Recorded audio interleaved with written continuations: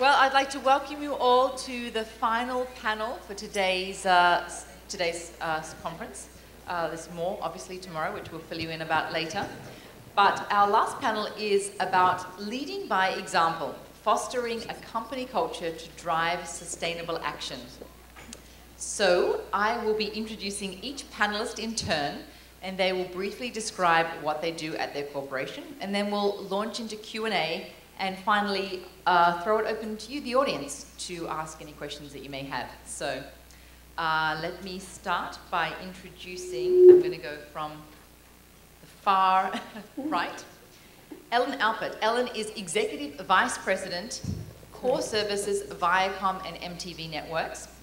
She is the executive in charge of real estate design and construction for MTV Networks, where she's responsible for the overall strategic direction and design implementation of Viacom MTV global real estate requirements. She oversees as well all facilities and office services, building operations and corporate dining and special events. She provides leadership for over 3 million square feet of office, studio and production spaces for a whole bunch of channels, including Comedy Central, Spike TV, and Nickelodeon. And Ms. Alpert holds a Master's of Architecture degree from the University of Pennsylvania's Graduate School of the Fine Arts, where she received the Frank Miles Day Prize for Architectural Writing.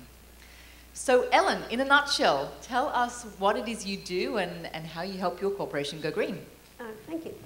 So as part of Viacom and MTV Networks, we are a company that is a content provider. I'm sure many of you have watched, hopefully, at least one of our channels.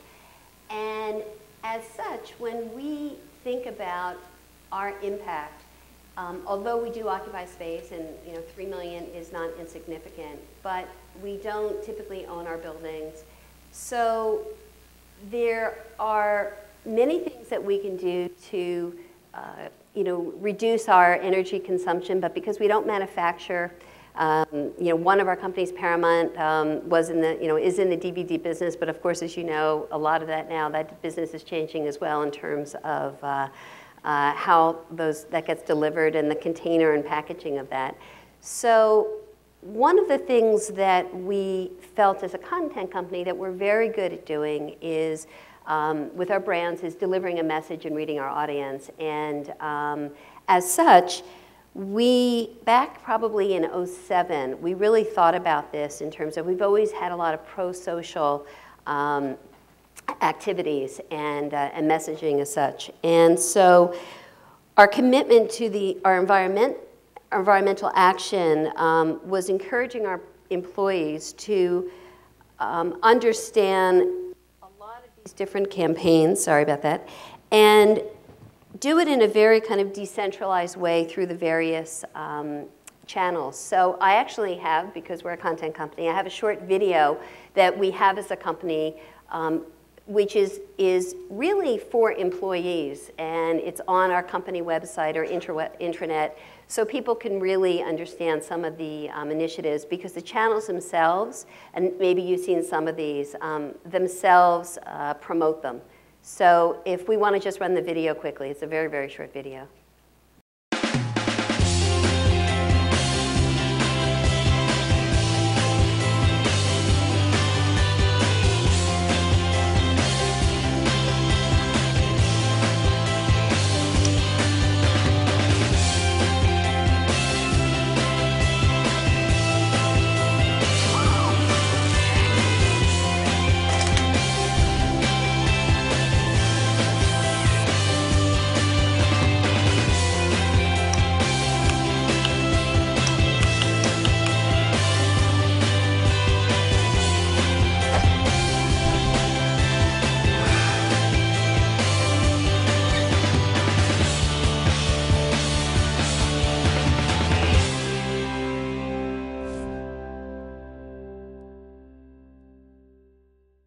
Okay, our next panelist is Tamara TJ DiCaprio. She is Senior Director of Carbon and Energy of the Worldwide Environmental Sustainability Corporate Research and Development for Microsoft Corporation. Ms. DiCaprio has worked for Microsoft for over 12 years and has over 25 years of experience in the software industry. She brings an educational background of environmental studies and physical geography, from the University of California at Santa Barbara, as well as a history of activism and policy creation. Highlights of her career include empowering organizations to high levels of performance, such as enterprise customer marketing at Microsoft, product marketing for Intel, and financial analysis for Merrill Lynch. So TJ, why don't I hand it over to you now to fill us in on what you do at Microsoft? Sure. Well, my role as Senior Director of Carbon and Energy is to help Microsoft globally reduce their greenhouse gas emissions and then enter the investment area of renewable energy. And it's a very interesting position because while Microsoft, as part of the technology industry, is responsible for an increase in electricity use, we also hope that technology can be part of the solution. And so that has to start in-house with our own company. And so I'm working top down and bottom up to go lean and green, sort of a tagline that I use for the company. And that is to drive efficiencies and then to invest in the renewable energy sources. So by doing that, I focus on sort of avoiding the tragedy of the commons, because I found that if there's not an actual price put on carbon and associating that with our electricity use, or let's say the offsets with our air travel, then the folks in the key impact areas don't really understand it. So I have been associating the true cost of the kilowatt hours we use, not only how we pay our bill, but also the cost of the carbon offsets associated with those kilowatt hours, and then as well the same for our air miles, or air travel, airfare. And then lastly, one of the elements that's very important to me is to be pre-competitive. Microsoft can seem very competitive out there with some of our other, the companies in the technology industry, but I work with my colleagues at these competing companies to rise above our competition and work together for the planet and share as much information without, getting too many people upset, but working together in order to reduce globally the impact we all have in the industry. Thanks, TJ. Next, we have Elisabeth Comere. She's the Environment Government Affairs Director for Tetra Pak US and Canada. Elisabeth is responsible for environment at Tetra Pak, which is the world leader in packaging and food processing solutions.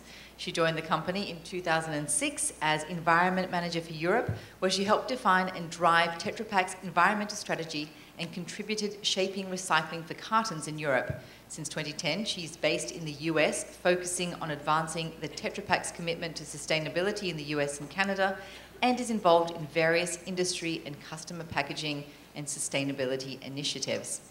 So, Elisabeth, if you wouldn't mind filling us in on your background at Tetra Pak. Sure. First, maybe I can start saying a word about Tetra Pak, because I don't know how people are familiar with the company. But as you mentioned, we are the world leader in packaging and processing solutions. Tetra Pak is a Swedish company, and we operate in 170 markets over the world. And we will turn next year 60 years old. And we delivered last year on the market 170 billion package. So clearly, I mean, that's basically the package we produce. And the segment we are, it's not really water, but it's rather milk, juice, more and more food and soups and broths. And we have major customers such as Coke for their Minute Maid product, Tropicana for their juice, and Dean Food for their milk. So we have, I would say, major brands as customers. And here, actually, you can see you can see on our pack that basically it says that Tetra Pak has to protect what's good, and it's really our commitment, and it's a commitment that goes much beyond food safety, but it's also a commitment to sustainability. And we certainly in our company, it's not like we value sustainability. It's like we put sustainability really and green innovation at the heart of our business. So it's really part of our DNA. So my role in Tetra Pak is really to drive that environmental strategy for both US and Canadian markets, and to make sure that we develop this environmental leadership, and that gives us, which we believe will give us a competitive advantage on those markets. And I'm also leading very much our recycling program activities, especially executing a very aggressive strategy that we launched recently for the US. I think that leads nicely into the first question, which is kind of more of a philosophical one of, you know, why is it that corporations actually care about sustainability? Well, as I say, I think it gives us really a competitive advantage on the market today. I think there is, despite maybe the immediate priority to solve the economic crisis, I think threats of climate change, of water scarcity, shortage of natural resources, and so on, still remain really high on the agenda of governments and businesses. And we see also consumer changing and being much more, who has much more demands when it comes to, and who start to have really greener preferences. So basically, I think every day, all economic operators, at least in our supply chain, but I would imagine in other supply chains, have to respond to those really higher demands about sustainability. And I believe that it's really only companies who can, who will promote sustainable products, sustainable packages, who will really come strengthened with a strengthened position after the crisis, because they will respond to those demands. Ellen and TJ, I think in the earlier panel it was pointed out that, you know, in Europe there's much more of awareness about climate change and you can lead with that, whereas here in the US there might be a bit of resistance. Do you think there's something that your consumers are demanding of your companies? Well, you know, it's interesting. I think that, I mean, we as a company do a huge amount of focus groups for our channels in general. And this generation coming up, and it's so interesting because, you know, I've been there for a number of years and I've seen the different generations and the different results of the research. But this generation, absolutely, their engagement is with the community. They want to do something good. They want to be involved, and they want to work for companies that they feel have similar values. And so as a result of that, and we honestly now, I mean, MTV just turned 30 years old. That's not so young anymore. And so we're constantly, though, re-looking to see, you know, we still have a young demographic in the company. And, you know, it first amazed me a number of years ago, because being in real estate and facilities, we're an expense to the company, and we're a very big expense. So we're constantly looking at ways that are, you know, good for the environment, but also, you know, reducing our cost. And electrical consumption is a big one, and electrical cost rates just keep going up. But that the expectation at first, you know, we'd get a lot of, you know, we have those sites that people can send in questions and ask, and they were always kind of asking, why, you know, do we still have, you know, whether, you know, selling water bottles in the cafeteria, or why are you doing this, or why aren't you doing? And we would jump and try to figure out a solution. And then it occurred to us, well, wait a minute, you know, and someone else on this earlier talked about behaviors. So many of these things, I mean, I can't tell you how, you know, 4 or 5 years ago, you'd walk around, you know, people would be gone at night, lights would be on, we have a lot of televisions and AV. You would think someone just ran out for a cup of coffee. Everything would be on. And we realized that so much of this was around people's behavior, so that we as a company wanted to do something, but it was going to be a partnership. It couldn't be just us on our own. TJ, do you have anything to add to that? Yes, well, in addition as well to the hiring and retaining, recruiting and retaining element, what came to mind for me is when I think about either our competitors or our friends over across the pond in Europe that are environmentally minded, that are investing in renewable energy, it all supports my effort internally within Microsoft to come forward and say, oh my gosh, our competitors are doing this, we need to as well. to be competitive. And oh, by the way, they are of the age as well that understands this, and we need to not be the old fogies and legacy systems and be able to jump into the current time and respond to this issue.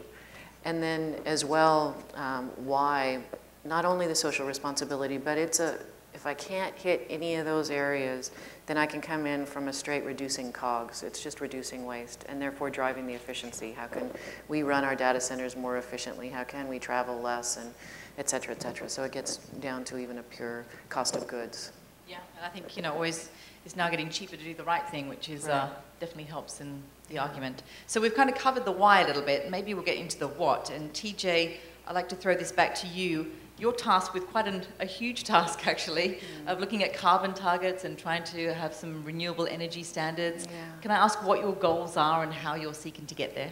Yes, well, I actually had inherited sort of an uneducated guess at Microsoft's first carbon target, which was reducing carbon 30% per unit of revenue. So it was an it currently is intensity goal by 2012, which is coming up very shortly, based on 2007 as a baseline.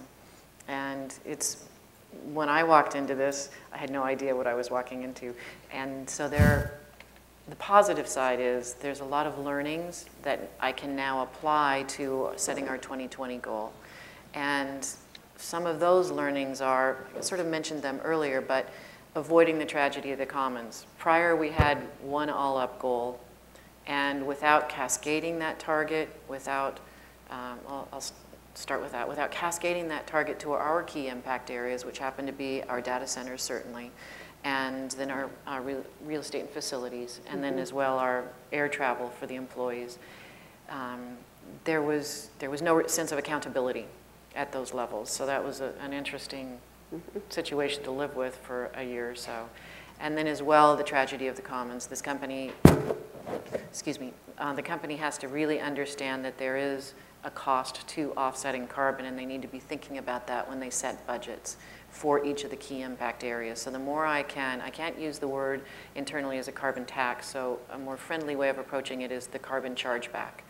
And so we'll be observing that for the next fiscal year, and then with the intention, I'm working with our procurement department to set up a process that monthly we actually can charge back these key impact areas the price that it takes to offset the carbon they are emitting or using.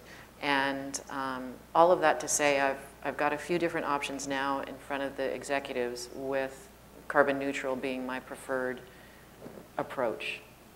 So that's where I'd like us to be headed for 2020, to be able to say we are investing in renewables to make up any difference and support the supply of renewables, as well as driving the technology efficiencies. Those are my two pillars, is technology-driven efficiencies. We should, as a technology leader, it would seem obvious. And then secondly, just the use and investment of renewable energy.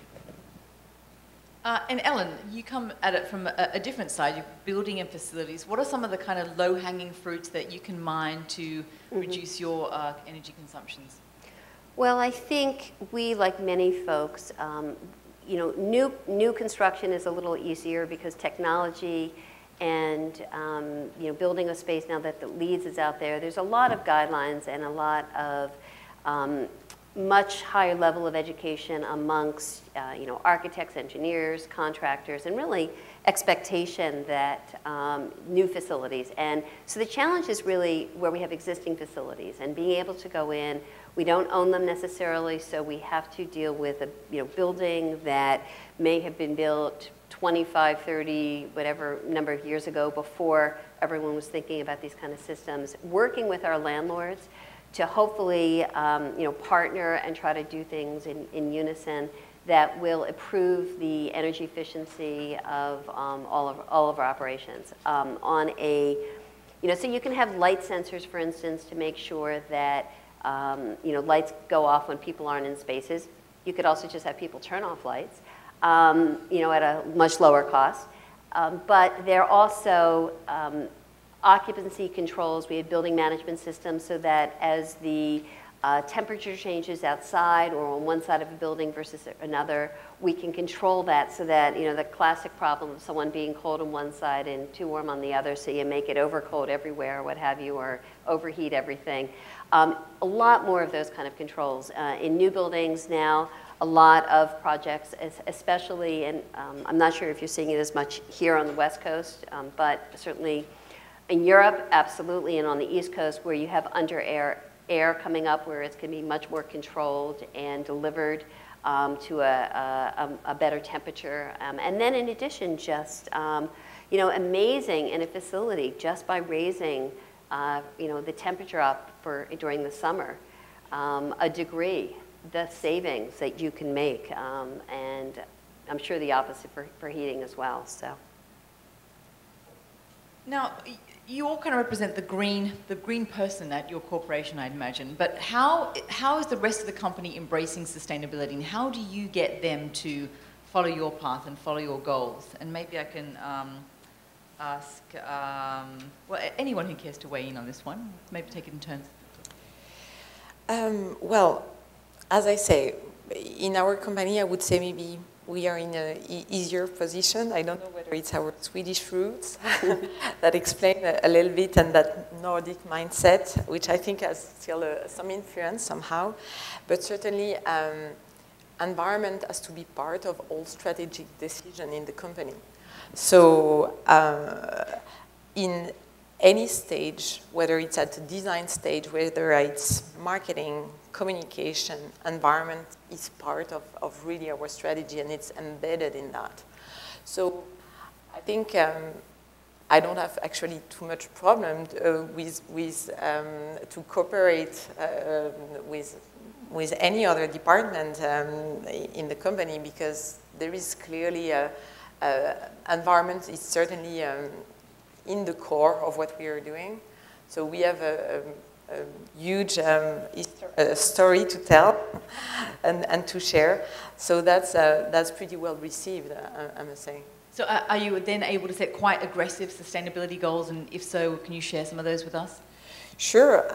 Well, I mean, we same than most of the major corporate businesses, we define our 2020 goals. So at global level, I mean, first all is about accelerating green innovations and producing sustainable products much more. And when I say sustainable products, for us, we see that in 5 to 6 years, we'd like to have this carton, but only made from renewable materials. So only with paperboard. So far, it's only 75% of paperboard, but we would have only paperboard, green polymers when there are straws, green straws, no aluminum when there is aluminum in pack. So that's really where we see we can deliver. We have a climate goal as well, which is to cap our carbon emissions at 2010 levels. So basically, it's about reducing. It's a relative reduction, but reducing really 40% of our emissions, of our carbon emissions. And here we are not looking only at Petrobras operations, but we're also looking at our suppliers. We are putting targets on our suppliers that now they have to deliver. And I think that's quite a new step we're taking, really. It's not about controlling only our own activities, but also the activities of our suppliers and the rest of the chain, to see whether we can also help our customers to reduce their emissions. And of course, recycling. And we have a global goal to reach 40% recycling globally. For the US, I would say that it's extremely challenging.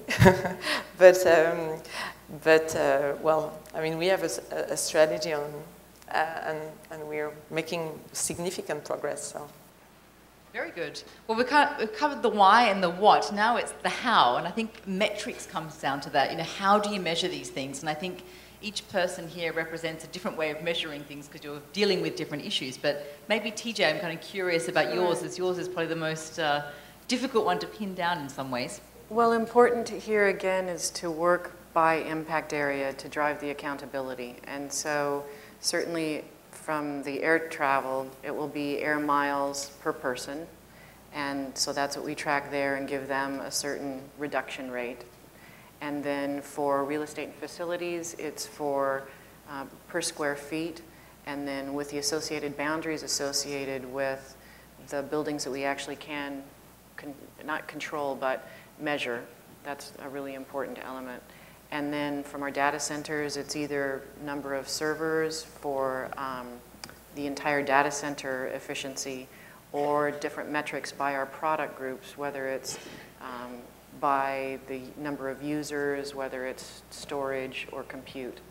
And so I think I would encourage the more detailed the metrics, the better, because that's what each of your areas will understand, and then they can commit to. And that's an essential part of the target setting.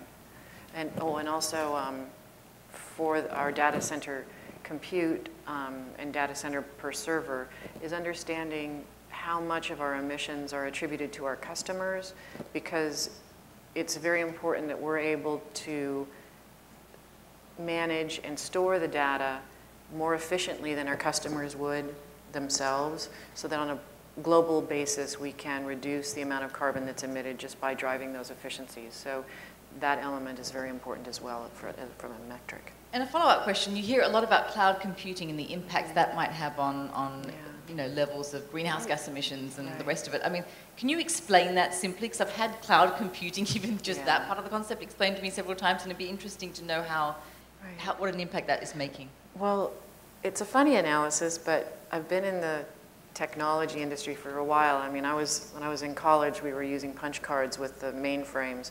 And so to watch mainframes and then go and have that decentralized to personal computers, this is like the Uber mainframe, if you will, that's in the cloud. And so instead of having a bunch of servers, et cetera, at each either corporation, mid-sized business, et cetera, they actually subscribe now to the cloud, Google, Amazon, et cetera, Yahoo. So no servers, just the cloud. Yeah. Well, they might have some servers for some type of data that they might, like a private cloud, et cetera. That's still off-site. But the idea is to minimize the number of servers that you have to purchase and maintain, and then outsource your data management and storage to the cloud.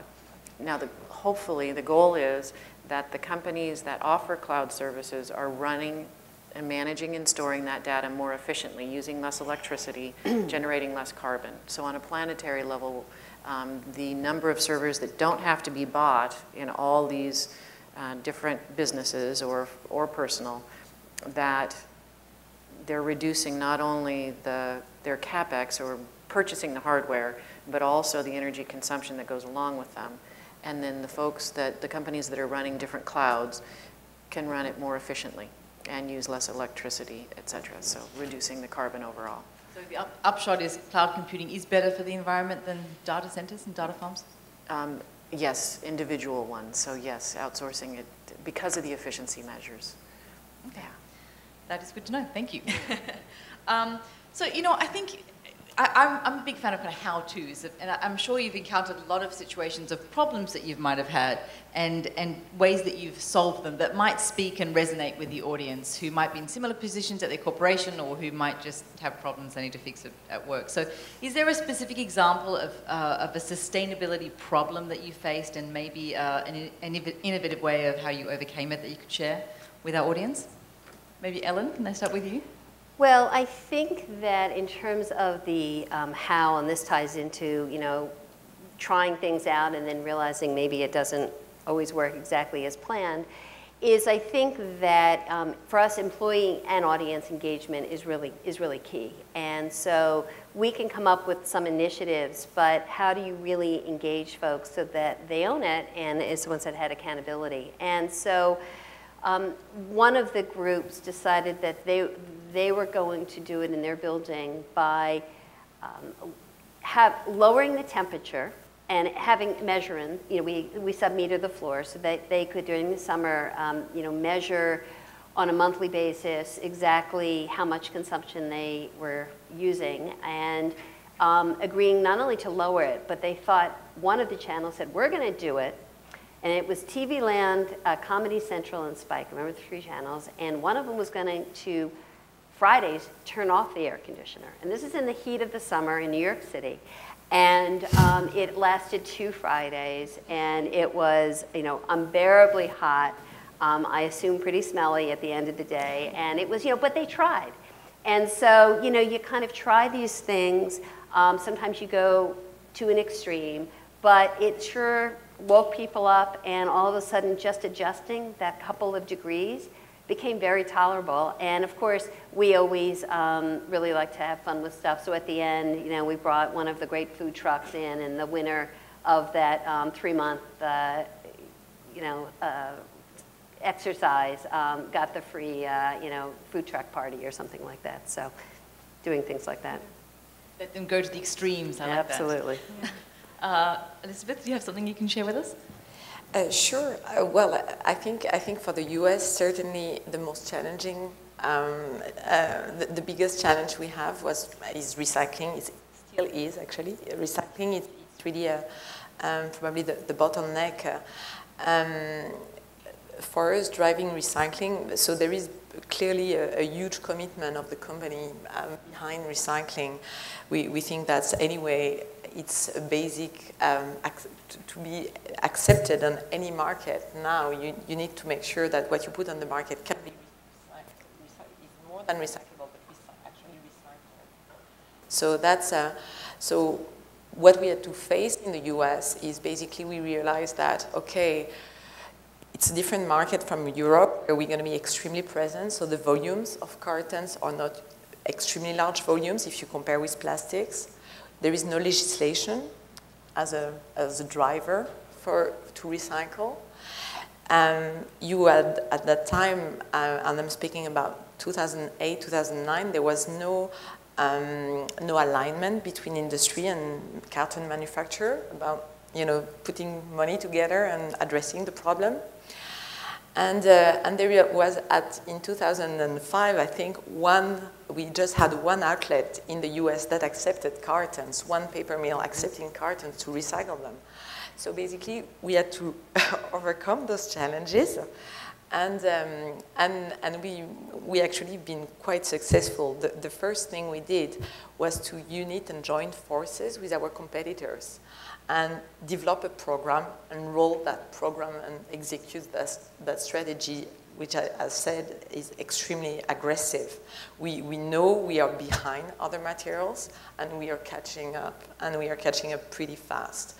And so for us right now, the priority number 1 in the US is really to make sure that we give mainstream access to recycled cartons, and so that anyone can put that cartons in the Blue Box programs or any local recycling programs.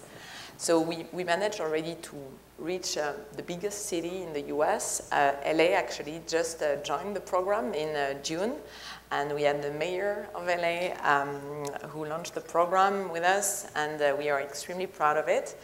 So you can, if you live in LA, you can recycle any cartons, aseptic, chilled, dairy, milk, any type of carton, not only the Tetra Pak carton.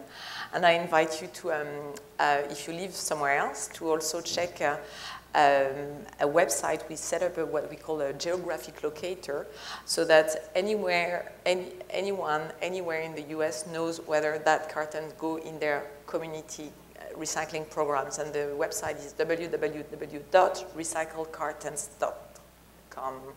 Recycled with a D? No, recycled cartons. Okay. Yes. Recycled cartons. That's an interesting approach, and I like the solution of kind of joining forces with your competitors, which I imagine is an unusual one, but it's for the greater good, which is you know, something to commend. Yes, that was, I think behind that, and it was a long discussion because it's enormous, absolutely huge financial investment from all companies, the 4 companies involved in this program. And it's a lot of resource we need to develop all across the US, and we have recycle coordinators all over the place from different companies who are working for us and talking every day to municipalities to make sure local authorities accept their carton, their sorters accept the carton, and then we have communication tools for residents living in those communities. So it's all programs that we are rolling out, and as Tetra Pak, we are very proud to be behind that. And how have you felt about the American public's ability to recycle or want to recycle? Is that as high as it is in Europe, or are they lagging? I think there is probably much more passion, I saw, than in Europe. If you go to any website, whether the Tetra Pak website or the Recycle Carton website, usually the email gonna end up on my desk in my personal email. So, and I see amazing questions from consumers, and I must say that in some states and in some counties we have there is not yet enough. We don't have enough volumes and enough solution to have have carton being accepted in a local program. So basically, we set up this what we call the mail-in program. So, and I'm amazed to see, because it would never work in Europe, but to see American consumer who are so passionate about recycling, they are willing to take the financial burden on them. And because we would send them an empty box, they would put empty cartons in it, and they have to send it on their own cost to a recycler. And I'm amazed, because that program is working pretty much here. So I think there is more passion. I think in Europe we are struggling the same way. We need still, in Europe, the infrastructure is there for probably 30 years because we have a legislation and everything is regulated. But we still struggle very much with consumer awareness about recycling, and we keep on having campaigns and campaigns. And what we're going to launch very much, I think, in the US is being much more present and campaigning in schools, and trying to, have school coordinators.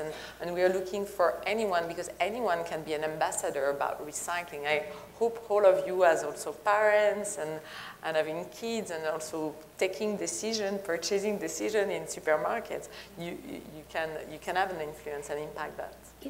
Sarah, I just want to say, Europe is definitely further ahead in so many ways, and that we've talked about regulation and policies, but regulation helps. There's no question about it. And there are some mayors, I think Los Angeles mayor, Mayor Bloomberg in New York, have been very, very active, and helping to set, not perfect, but helping to set tones. We have an Energy Star program that started, that scared a lot of landlords, that you have to meet certain qualifications. Yeah. Having the recycling programs, and I know, for instance, in our company, you asked about something that maybe didn't work, but people didn't realize. We can, in our company, we have the blue bins, we have the separation for bottles, because people weren't trusting that it actually was being separated, which it is. But in fact, it really helps and keeps costs down if you can have individuals do the separation versus having the trucking company do the separation. But a few years ago, I remember, about 3 or 4 years ago, people still weren't trusting. So we literally had, because we have cameras all over the place, and people do videos, somebody tracked the stuff out to the recycling plant to show it, so that then we could share that if people were asking. Because you know what? When they asked us the question, we're like, uh-oh, I don't really know. They tell us they do, but let's go. When we do construction projects and we do demolition, you get people now to sign certifications. And we all joke who've been in the construction industry a long time. You know that those demolitionists, they have been making money off our materials for years and years and years. But now, they kind of officially, everybody knows they do it. But they've done it for years, selling the metal scraps and what have you. It was a very profitable business for them. So a lot of this is, common sense, back to basics, stuff that is not that hard to do and is easy to do. But because it's required, yeah. People kind of, nobody wants to remember eat your vegetables because it sounded like, it was, something that was you had to do versus good for you. So. Interesting. I know I could talk about recycling forever. I think there's a whole underbelly of even You know, people who separate the blue bin for financial profit, you know, you can get 5 cents for a bottle or something, and that actually is helpful too. And whole countries like India, that's pretty much the recycling program. You know, you kind of let the market dictate. So it's, you know, we could do a whole panel on recycling, but I want to definitely hear from TJ about any problems at Microsoft as far as implementing sustainability and how you might have solved those. Well, I'm going to target 2 key areas because there are 2 biggest impact areas. And my suggestion is to take the cost of energy as close to the user as possible. For instance, in our labs where all the developers write cloud services and software and all that sort of thing, as soon as we started to charge the cost of electricity and now the cost of carbon back to those product groups they're associated with, oh my gosh, there was a big decrease in the amount of energy that happened. And then secondly, over in data centers is to set targets for these different, again, the product groups that own the servers, and to say, okay, if you're not utilizing your existing servers at a certain rate, you're going to have to justify it before you can actually buy new ones. So it's, again, it gets back to the accountability and getting the costs down to the users as close as possible. And then on the other side, 2 other different elements are, for the employees, we set up some environmental sustainability champs program, and they're kind of like hall monitors, so they go around and remind everybody to turn off lights and unplug their lava lamps and all those extra, the refrigerators and barbecues and everything else they had in their offices. And then for our subsidiaries, having field leads for the subsidiaries so that we could leverage our small team out globally, and then they take responsibility for engaging with governments, policymakers, and as well the awareness internally with the employees. And then lastly, as far as awareness, the more programs we can drive that get awareness, like for our dining facilities to go 100% compostable with all the utensils and et cetera, suddenly that message gets out to the employees and has a very positive effect. So something that's highly visible along the broad base of employees is very helpful. I have one more question before I turn it over to the audience, but I'm going to kind of go off script a little bit. And you know, we are here at Women in Green, and this is about partially green jobs and green networking. And I was curious to know if you had any advice for women who are looking to enter green fields, perhaps like yourselves, and if there are any particular challenges in doing what you do or benefits to being a woman in your position.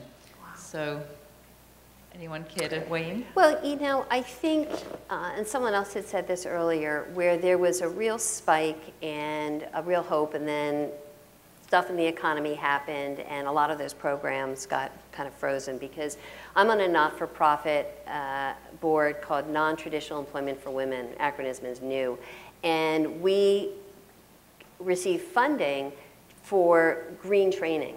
And we're really, really excited about it because, you know, thinking in the construction industry with leads and all sorts of other things, there's going to be, you know, it's tough getting women in the construction industry to begin with.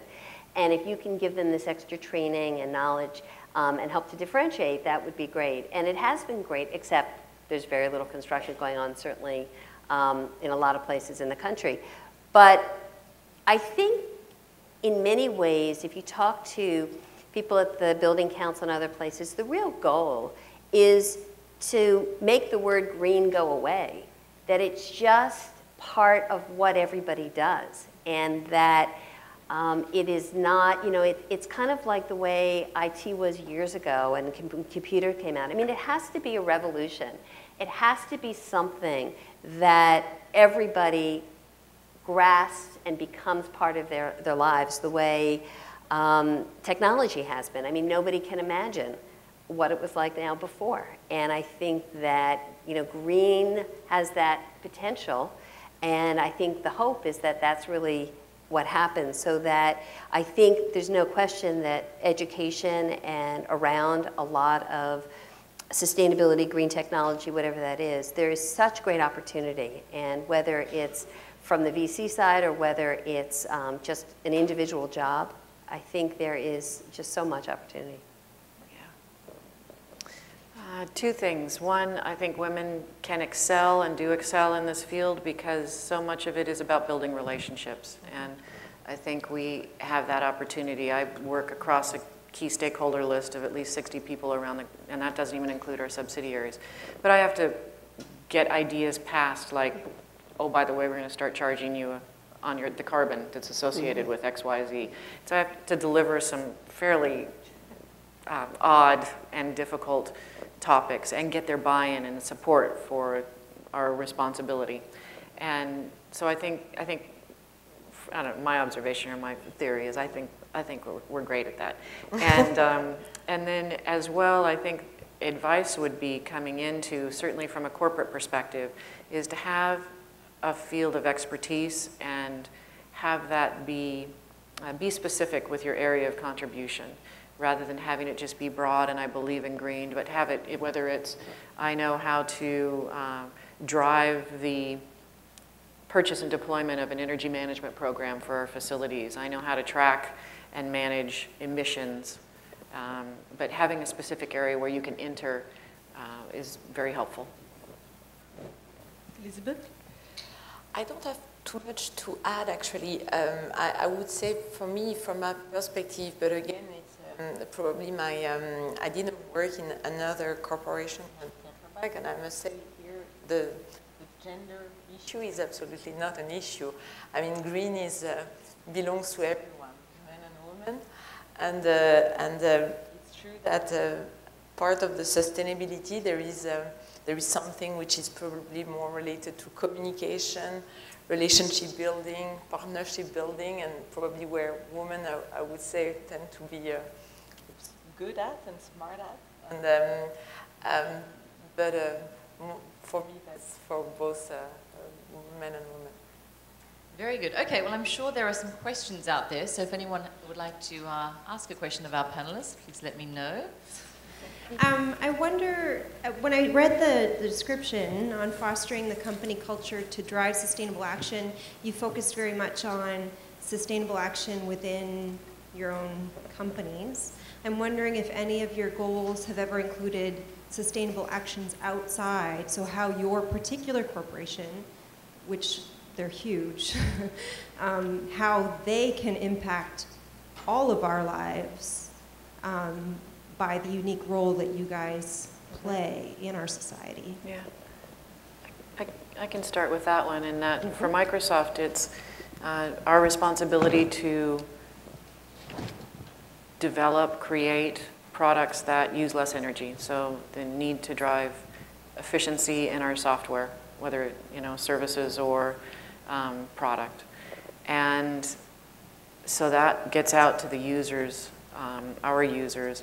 And then as well, I think it's a matter of working together to get the education out and communicate that out to our users, and the need to be responsible with the use of electricity.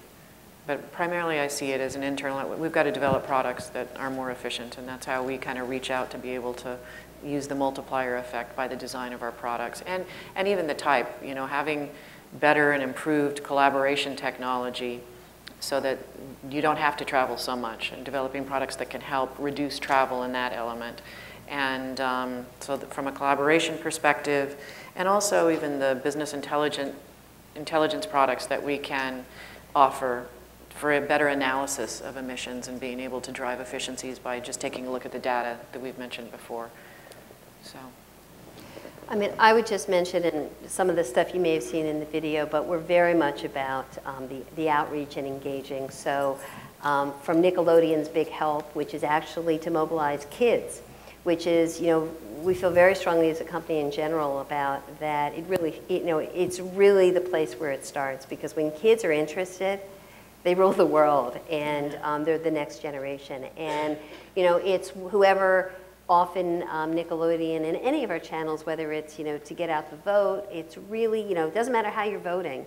It doesn't matter what you're doing, but they're different kind of ways of getting folks involved. And of course, we have the advantage of brands that we engage celebrities, artists, also the presidents, to visibly, whether it's, even around obesity or with Microsoft, the Bill Gates that Get Schooled. Right. We're very involved in trying to make sure that kids stay in school. And, you know, and then we partner it. You know, it's funny, everything kind of comes together.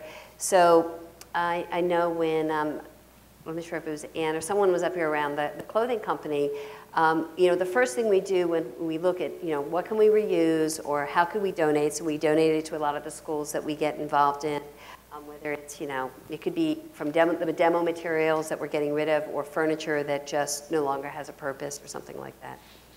That's great to hear because production is known for its waste and we're all guilty. That's great that it's being reused. Any other questions? Yes.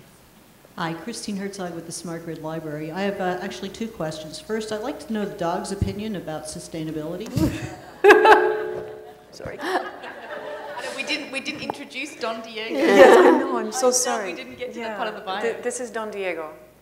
Don Diego de la Vega, which is the true identity of Zorro for the full story. And he really actually holds to that character because he can be very sweet, which is the Don Diego, and then he's really a nutcase when he's Zorro. Just take that vest off, and maybe I will do that later just so you can see the difference. Thank you so much. He is a very green dog, and he's actually very helpful when I go into meetings because I'm amazed at how many of these very stern and sometimes guy executives, you know, he walks in and they see Diego and they just melt. And then it's like, okay, what can we do to help the green team?